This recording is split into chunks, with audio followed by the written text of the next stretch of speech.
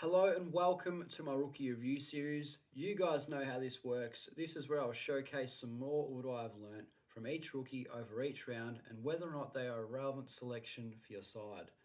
Round 9 had me struggling with content, being no rookies whatsoever on the bubble, but we're back this week in round 10 with a few rookies on the board. We got 5 here, but 2 in particular I'll spend a little bit more time on. And the first bloke right there is James Madden, a Brisbane Lions player, a unique player in itself, with a defender forward status, quite interesting, 123k. Look, I don't know a whole lot about him.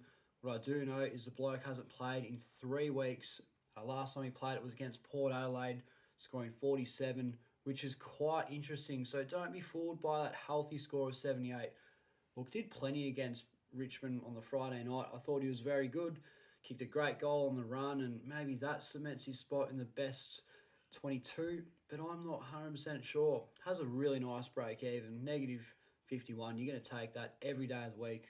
But because he hasn't played in a few weeks, I've got to have his job security at moderate. I'm not 100% sure, and I would not advise picking him. I would hate for you guys to pick this bloke and he gets chopped within the next week or two.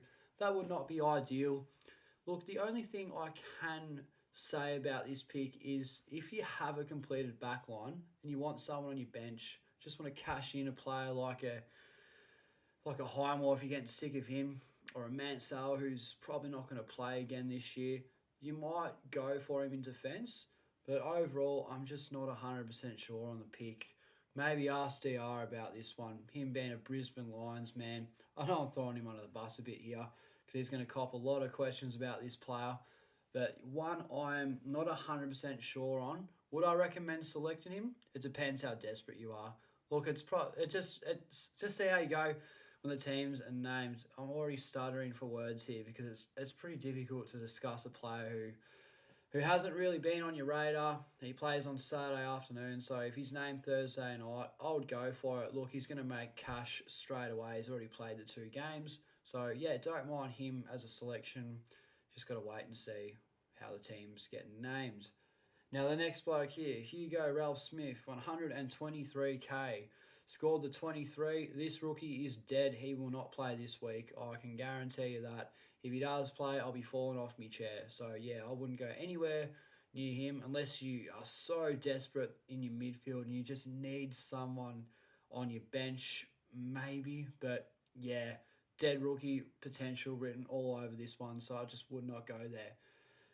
Third bloke on the list, actually quite an interesting one. He's not the top 2 rookie of this video, but he's right up there. Look, Ned Reeves, he come from nowhere. We don't know anything about this bloke. Didn't even know he was on the list or on the system before he made his debut, so quite interesting.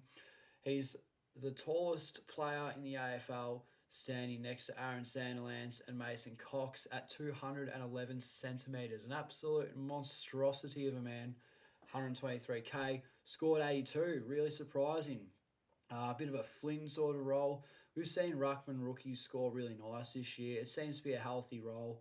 I'm not 100% sure on his job security. I've just put it moderate because, well, Hawthorn, they're pretty ordinary at the moment, aren't they? And they've had a few injuries. Why would they give him a game? It doesn't make sense. So, look, I think he's done enough. The only thing I would say about this pick, if you were to trade him in, the only possible logic for doing that would be if you've had enough of Flynn, you got to get some cash now. He's the perfect guy to have at R3 because he's not a loophole. He's going to make a bit of cash if he keeps playing. So has a bit of potential to be a good upgrade target. We still have 1 more week on him. Don't trade him in this week. They'll be an absolutely terrible move. Wait and see how he goes after round 11, and then we'll assess the situation from there. I'll make sure I cover him a little bit more promptly at the end of next week. Next player here, Tom Wilson, a forward player, 123k. Absolutely not. 45, it's not going to do it for me. Poor job security, avoid him. There's better options like this man here, Cody Whiteman. Jeez, I love this bloke. I love the way he goes about it. One of the most energetic, exciting young blokes I've seen on the footy field. A couple of interviews of him, just carries on. A bloke that just really loves his footy.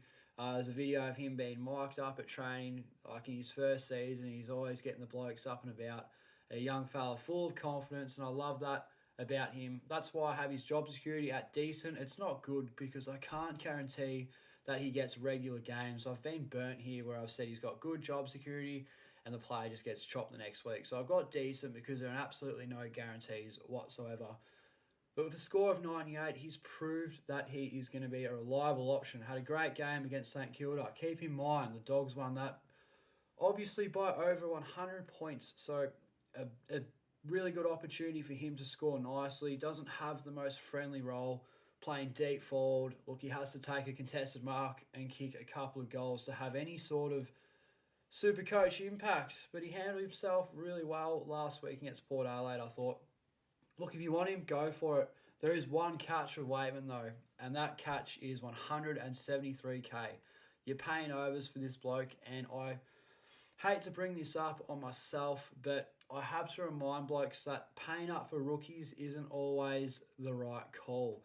We saw that with one R2 Bosan Vlaki. I paid top dollar for him. Pretty sure it was 175k I bought him in for, and he played one game, and now he's a dead rookie, and that hurts your salary cap quite a lot. So, look, I know 98, it looks really good on paper there, but don't be surprised if he does get dropped because this does happen. The most unlikely of coaching moves happen, so I'm not really sure. If you want to get him in, though, look, I understand the forward rookies are pretty ordinary in particular, so he wouldn't be a bad bloke to have there at F4 or 5 or 6 even, depending on how thick you are. Me, if I got him in, he'd be F4. I've gone really light in the forward line at the moment. But look, I don't mind him as a pick. He's probably my favourite here by far. Look, he's definitely the only realistic field option you'd have out of all of these blokes, and you can play him with confidence. He was taken in the first round of the 2019 national draft, so yeah, got a really high ceiling, spent a lot of time in the VFL, and he carves up in the VFL. He's no pushover. He's only a small fella, but got plenty of X factor, plenty of character, and I feel like it'd be a lot of fun having him in your team. Me, I don't think I can trade him in this week. I have other moves in particular that you guys would know from my round 10 review, but if it suits your structure, I don't see why not. I can't really think of anything else to say about Cody, but I do like him as an option.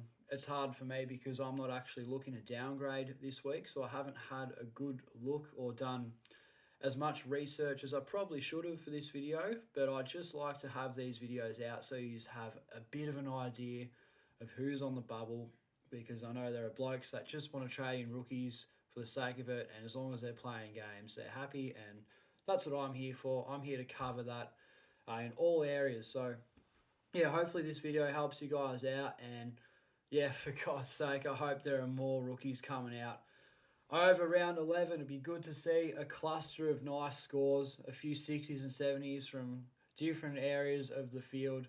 We only have the two good scores, really. I mean, we're not counting Reeves because you're not going to have him on field. And, look, Flynn's still got plenty of coin to be made. I do plan on holding him until the end of round 14, but that's another story. Look, I'll cap it off here, guys. I'm starting to ramble on a little bit. Hopefully you guys do all right this week, and hopefully, more importantly, you trade in the right rookie. I hope this video helps. Comment down if you have any questions or suggestions. Until then, I'll see you guys in the next video.